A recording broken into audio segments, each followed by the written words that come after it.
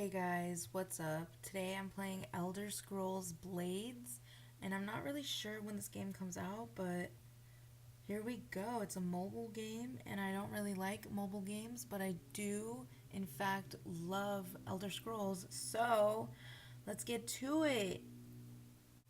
Okay, so this wasn't recorded in real time because obviously, as you can see, I'm a dumbass who didn't know that you can play this game, Landscape, but it is what it is.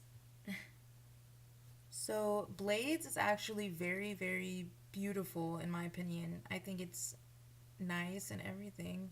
But here we go. I thought you had to tap. Clearly, that's not what you're supposed to do. You're supposed to tap and hold and then release, which I finally eventually got. And I didn't notice that I had a shield, which I eventually pull out later on in the gameplay, but didn't notice it was there because I, honest to God, wasn't even looking. If you were playing portrait or vertical like I was, you have to tap to move forward. And I don't really like that, but you get used to it eventually. But look how clean and soft and pretty it looks. Like, hello. Oh my god. So, when creating your character, you have the same old Nord, Orc, Redguard, High Elf, Dark Elf, the same old, like, Elder Scrolls characters, you know? And there aren't a lot of options for hair and color and stuff like that, but I still think it's a good variety of what's on there and such. So basically, this guy gives us our very first quest, and that's to save these villagers from a bunch of orcs that have like kidnapped them and stuff. They're in this castle, and all you gotta do is just tap, tap, tap, and it'll fast travel you to the castle that they're being held in. And yeah, you have to tap to move forward, and I don't really like that, but it is what it is. I was playing portrait, so. And I finally figured out how to bring out the shield, which is great.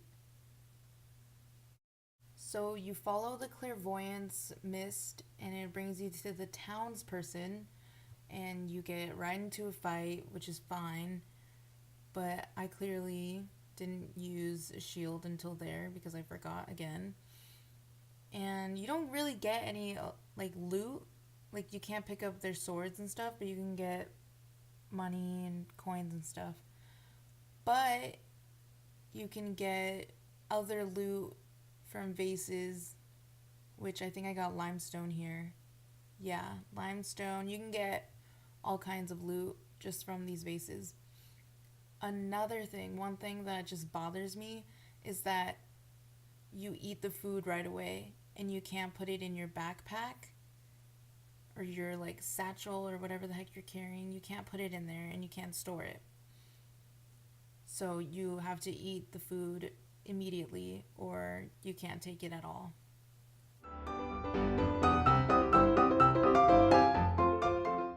But alas, we found our very first chest. It's silver, meaning that there are a lot of good rewards in it. And usually for chests, you have to wait a certain amount of time. Unless you have those gems, then you can unlock it faster and then you can finally see your rewards. And we're about to equip my new mace that we got so we can kill the rest of the goblins inside this castle. Okay, so here we go. I'm about to destroy this goblin with my new mace. And eventually, still forgetting to use a shield. It's fine. It's cool. Hey, another chest. Except this one's wooden. We're going to open that later because those are easier to open. It only takes about like 5 seconds. So after destroying a bunch of these goblins in here, I came across something glowing in this corner, which I interacted with, and it let out a bunch of skeevers. And I destroyed them, and it eventually led me to leveling up to level dose.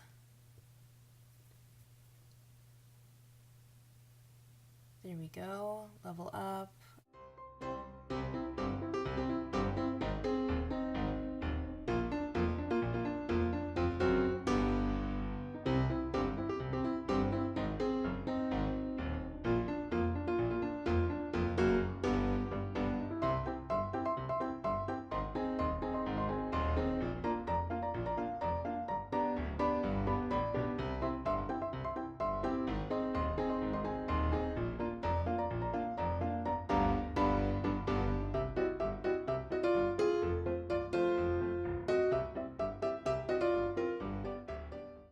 Moments after I equipped the new Stanima skill, I totally forgot it existed. And I found this chest and a vase, and then I found a secret, which held another chest. Woo!